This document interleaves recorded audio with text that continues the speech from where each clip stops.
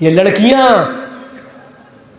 वो अमेरिकन बंदरियां बन के घूमने वाली ये जन्नत में जाने का सपना देख रही हैं। और कौन है ये?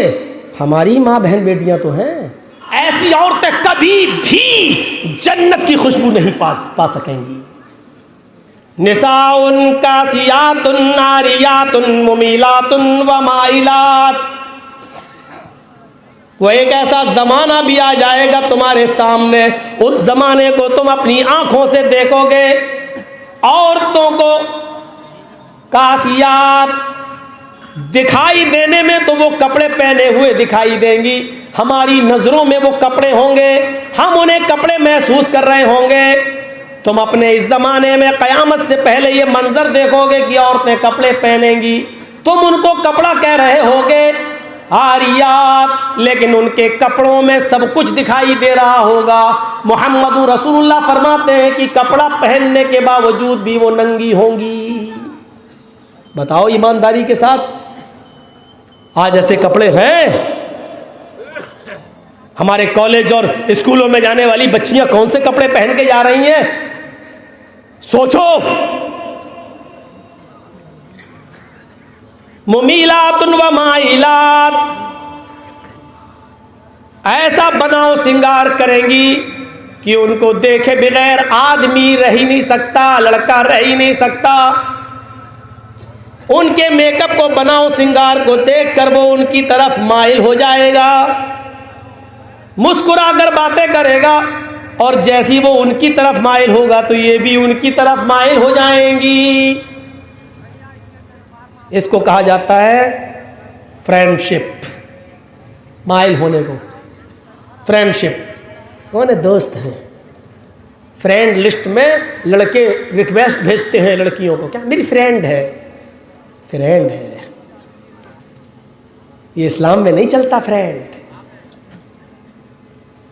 लड़की भी कहती फ्रेंड है लड़का को। अब वो अलग बात, बॉयफ्रेंड नहीं नहीं नहीं, धीरे धीरे खुलती, हाँ बॉयफ्रेंड। अब तो बहुत आसानी से शॉर्टकट का जमाना, BF GF, गर्लफ्रेंड बॉयफ्रेंड। मुमीलातुन, ये उनकी तरफ माइल होंगी, ये उनकी तरफ माइल होंगे। ये लड़के उनकी तरफ झुकेंगे, ये उनकी तरफ झुकेंगी। ला यदखुलनल जन्नता वला यजिदना रिहाहा। जब तुम ऐसी औरतों को देखो तो मोहम्मद रसूलुल्लाह का फरमान याद कर लो, ला यदखुलनल जन्नता, ऐसी औरतें जन्नत के अंदर दाखिल नहीं होंगी।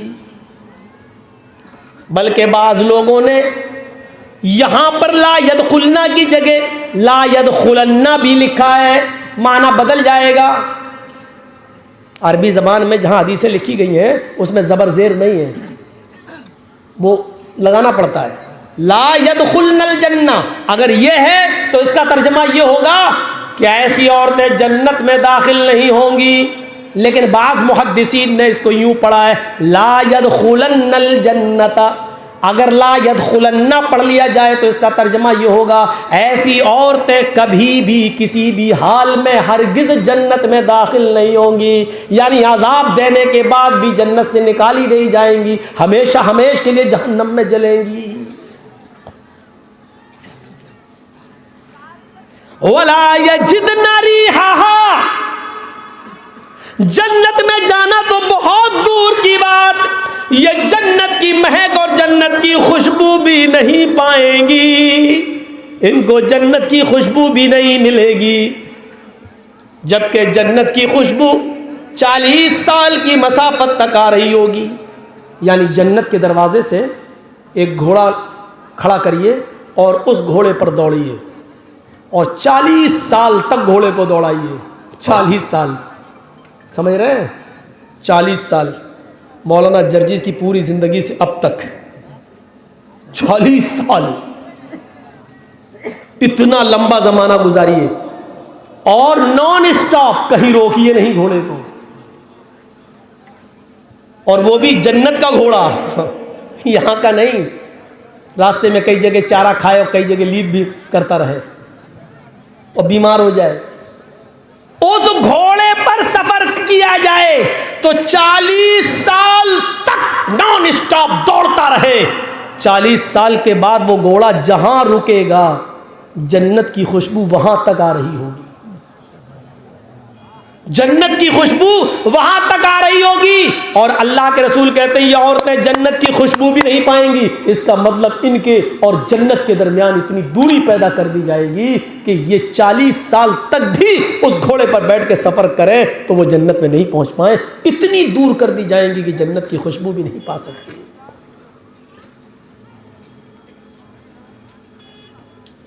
ओफ, हम कहां हैं, किस हाल में हैं, और कौन है ये? हमारी माँ बहन बेटियां तो हैं, हम नहीं कंट्रोल कर सकते। वला यजिदन रिहा, और अगर इसको भी पढ़ दिया जाए वला यजिदन रिहा तो तर्जमा ये होगा ऐसी औरतें कभी भी जन्नत की खुशबू नहीं पा सकेंगी। ये हाल ये औरतों के ताल्लुक से हो गया, वो मर्दों के ताल्लुक से हो गया। हमारी अकल को छिपा ले वो शराब है। हाँ हाँ सुनिए, हजरत हमजा जो इस्लाम ला चुके हैं लेकिन अभी शराब हराम नहीं हुई, एक गाना गाने वाली गाना गा रही है। बुखारी शरीफ की हदीस के अल्फाज हैं, एक गाना गाने वाली गाना गा रही है और हजरत हमजा शराब के नशे में धुत हैं और गाना गाने वाली के गाना सुन रहे हैं। भीड़ लगी हुई है। गाना गाने वाली को मुगन्निया कहा जाता है, मुगन्नी गाना गाने वाली।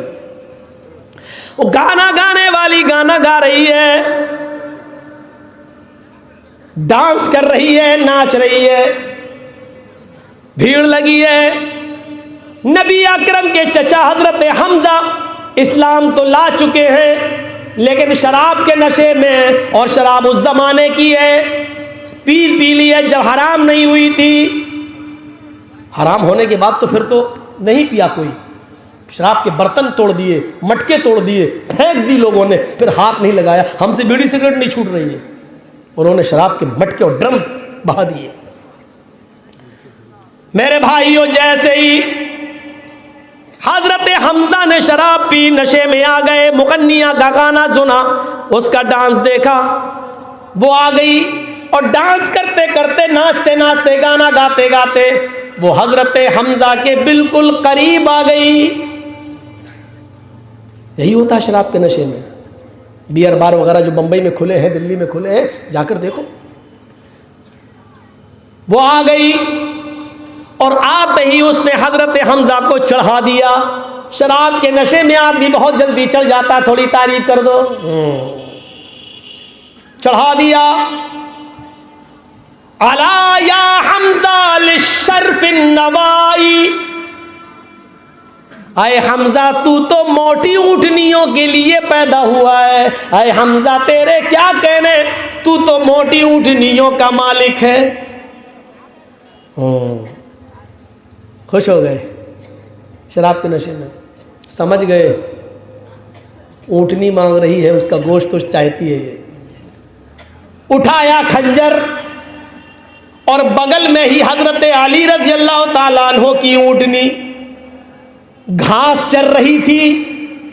हजरत हमजा आगे बढ़े और उन्होंने वो खंजर उसके पेट में दाखिल कर दिया, उस ऊँटनी का कलेजा निकाल लिया और पूरा का पूरा कलेजा निकाल के लाए और उस मुगन्निया को दे दिया। ले, वो खुश हो गई। तो चाह रही थी वही हुआ। हजरत अली को जब पता चला कि हमजा ने मेरी ऊँटनी का सीना चाक कर दिया, पेट चाक कर दिया, कलेजा फाड़ दिया, वो करीब आए तो हजरत हमजा से कहने लगे आपने मेरी ऊँटनी को, उनको भी उल्टा सीधा बोलने लगे, कल ये हूँ। हजरत अली अल्लाह के नबी के पास आए अल्लाह के नबी, इधर आइए और मेरे साथ इंसाफ कीजिए। हजरत हमजा ने मेरी ऊँटनी का पेट चाक करके कलेजा फाड़ दिया। अल्लाह के नबी सल्लल्लाहु अलैहि वसल्लम करीब आए। आपको पता नहीं कि हमजा ने शराब पी रखी है। आप उनके करीब पहुंचे, आए चचा जान, यह आपने हजरत अली रज़ी अल्लाह ताला अन्हु की ऊँटनी का पेट चाक कर दिया। ये कहते जा रहे हैं और करीब होते जा रहे हैं। हजरत हमजा अभी भी शराब के नशे में थे। कहने लगे तो क्या हो गया, जाओ। कहा कैसे बात कर रहे हो, अरे जाओ तुम सब मेरे बाप के गुलाम हो। बुखारी शरीफ की हदीस के अल्फाज है, हजरत हमजा ने कहा तुम सब मेरे बाप के गुलाम हो। किसको? अल्लाह के नबी सल्लल्लाहु अलैहि वसल्लम को। अल्लाह के नबी ने फरमाया अली ये शराब के नशे में है, अभी इनसे बात करना बेकार है। अक्लमंदी इसी में है कि अभी यहां से चलो। जब तक इनकी शराब का नशा नहीं उतरेगा ये सही से बात नहीं करेंगे, और जब तक इनसे बात की जाए तो ये बेवकूफ़ी होगी कि इनकी गालियां सुनते रहो। चलो चलो, जब नशा उतरेगा तब बात करेंगे।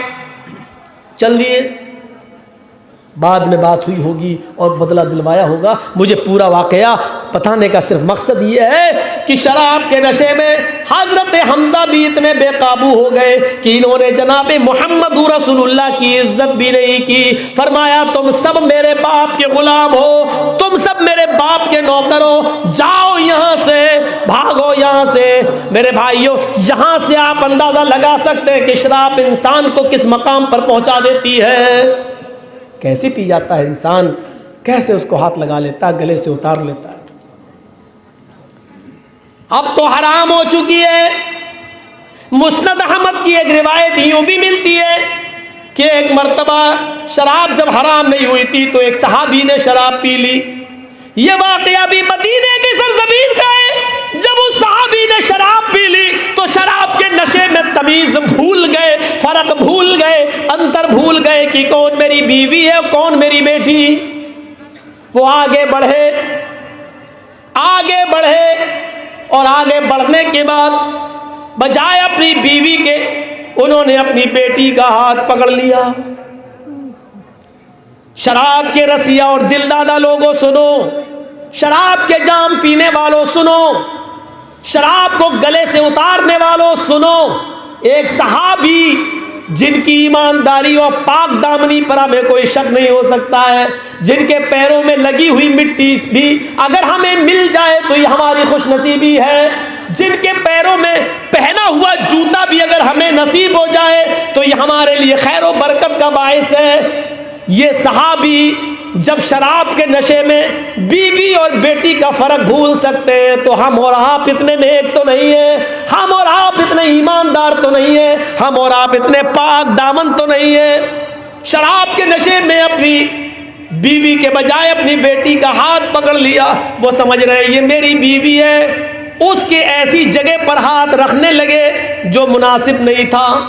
पकड़ा और उसको पकड़कर अपने रूम की तरफ लाने लगे। चल इधर आ, चल इधर आ। क्योंकि शराब पीने के बाद इंसान को उस चीज की जरूरत पड़ती है। वो आदमी शहवत की तरफ भागता है, फिर चाहे जायज और नाजायज कोई भी हो, वो चाहता है कि हमें उस चीज की जो तलब है वो हासिल हो जाए। वो बहन और बेटी का फर्क भूल जाता है, वो इंसानियत को तार तार कर देता है। हजरत सहाबी रसूल हैं, ये अपनी बेटी को बीवी समझने लगे और उनका हाथ पकड़कर उनको खींचने लगे। इतने में बीवी की नजर पड़ गई, ये मेरी बेटी को खींच रहे हैं। वो आती है और अपनी बेटी का हाथ छुड़ाकर धक्का देती है। ये सहाबी जमीन के ऊपर गिरते हैं, बेटी अपने माँ के सीने से चिपक जाती है। बीवी ने अपनी बेटी को अपने रूम में किया और उस आदमी को, अपने शौहर को एक कमरे में बंद कर दिया, बाहर से कड़ी लगा दी। जब शराब का नशा उतर गया, दिमाग ठिकाने आ गया, तो ये अंदर से दरवाजा ठोकने लगा। बीवी ने दरवाजा खोला तो अपनी चप्पल उतार कर इसको पीटने लगा। तूने दरवाजा क्यों बंद कर दिया? मेरी ज़ोहर भी निकल गई, मेरी असर भी खत्म हो गई। नमाज का ख्याल है? मेरी ज़ोहर भी निकल गई, मेरी असर चली गई। फिर मारा, बोल ऐसा क्यों किया? बीवी ने कहा जब थक जाओ तो बता देना, तब तक मारो, मैं तुमसे उफ भी नहीं करूंगी।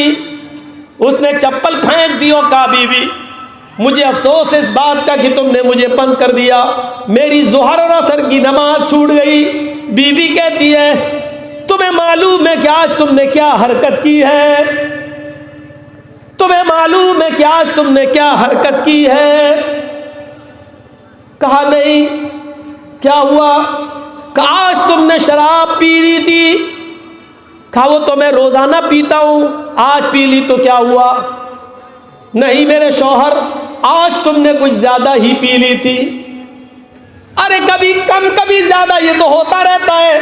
हुआ क्या? नहीं। आए मेरे सरताज, आए मेरे हस्बैंड, आए मेरे शौहर, आज तुमने कुछ इतनी ज्यादा पी रखी थी कि बीवी में और बेटी में, वाइफ में और डॉटर में फर्क ना कर सके, बीवी और बेटी में अंतर नहीं कर सके। आज तुमने मेरी वजह, मेरी जगह पर तुमने मेरी बेटी का, अपनी लाडली का, अपनी प्यारी बच्ची का हाथ पकड़ लिया, उसको खींचने लगे, उसको मेरे दर्जे पर रखकर बीवी समझकर उसको अपने कमरे में लाने लगे। अरे मेरे प्यारे शौहर, अगर मैं वक्त पर नहीं पहुंचती तो आप मेरी बेटी की, अपनी बेटी की इज्जत को तार तार कर देते। आप अपनी शहावत की आग बुझाने के लिए अपनी बेटी की इज्जत व आबरू से खेल जाते। सहाबी रसूल की नजरें नीचे हो गई, जमीन पर गड़ गई, आंसुओं से जमीन भीग गई। थोड़ी देर के बाद नजरें आसमान पे डाली। इलाहुल आलमीन, आए रब्बुल आलमीन, आज मेरी बीवी ने मेरे सामने जो वर्ड्स यूज किए हैं, आज मुझे जो सुनाया है अल्लाह, ये जुमले, ये वर्ड्स सुनने से पहले ये जमीन फट जाती और मैं जमीन के अंदर धंस जाता और मेरी शक्ल सूरत दुनिया वालों के सामने ना आती, तो मैं अपने आप को बहुत खुश नसीब समझता। आय अल्लाह, आज के बाद मैं अपनी बेटी के सामने कौन सा चेहरा लेकर आऊं?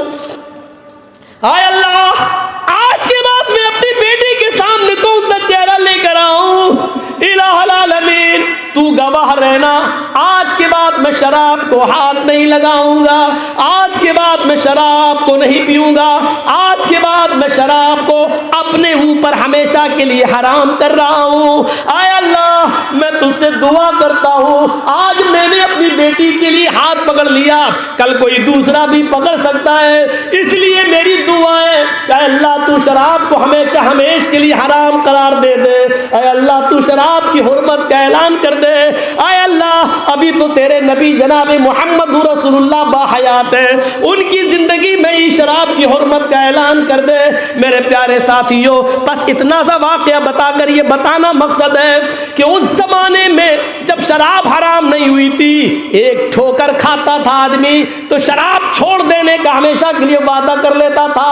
जब शराब हराम नहीं हुई थी तो छोड़ने की कसम खा लेता था। नौजवानों, ये शराब तो तुम्हारे नबी जनाब मोहम्मद रसूलुल्लाह ने, हमारे पैगंबर जनाब मोहम्मद रसूलुल्लाह ने हराम करार दे दी। फिर उसके बाद आज हम क्यों पी रहे हैं? आज इसको कैसे गले से उतार रहे हैं? आज इसको हम क्यों पी रहे हैं? नौजवानों, इस हराम चीज को छोड़ दो, और अगर इस तकरीर के सुनने के बाद भी अगर आपने नहीं छोड़ा तो फिर अपनी माँ बहन बेटियों की इज्जत से खेलने के लिए तैयार रहो, अपनी माँ बहन बेटियों की इज्जत को तार तार करने के लिए तैयार रहो, क्योंकि अल्लाह के नबी ने फरमाया है, ये हुक्म मौजूद है, बनी इस्राइल 72 फिरकों में बटी थी, इन्ना उम्मती तफ्तरिकु अला 73 मिल्ला, मेरी उम्मत 73 फिरकों में बटेगी, मेरी उम्मत 73 फिरकों में बटेगी। और बनी इस्राइल जिस रास्ते पर चली है, मेरी उम्मत भी उसी रास्ते पर चलेगी। हस्बन नाली बिन नाल, जैसे दोनों जूते बराबर होते हैं, उसी तरीके से कौम बनी इस्राइल में मेरी उम्मत में कोई फर्क नहीं होगा। अगर बनी इस्राइल में इनकाना मिनहुम मन ताला उम्मी अलानियतन, अगर बनी इस्राइल में किसी ने चौराहे पर आम लोगों के सामने ऐलानिया अगर किसी किसी ने अपनी माँ के साथ जिना किया होगा, अपनी माँ के साथ जिना किया होगा, तो मेरी उम्मत पर भी क़यामत उस वक्त तक नहीं आएगी जब तक कि मेरी उम्मत के लोग, मुसलमान भी, मेरी उम्मती भी अपनी माँ के साथ ऐलानिया जिना न करे। मेरी उम्मत में भी ऐसा ज़माना आएगा कि मेरे उम्मत के लोग, मुसलमान भी अपनी माँ के साथ चौराहे पर सरेआम सबके सामने उसकी इज्जत को लूटेगा। मेरे भाइयों, अपनी माँ, बहन, बेटी की इज्जत मुसलमान खुद लूटेगा और इसकी जिम्मेदार होगी यही शराब, यही शराब, यही शराब जो हमें हमारी माँ, बहन, बेटियों की इज्जत को लूटने पर, उसकी इज्जत को तार तार करने पर हमें मजबूर करेगी।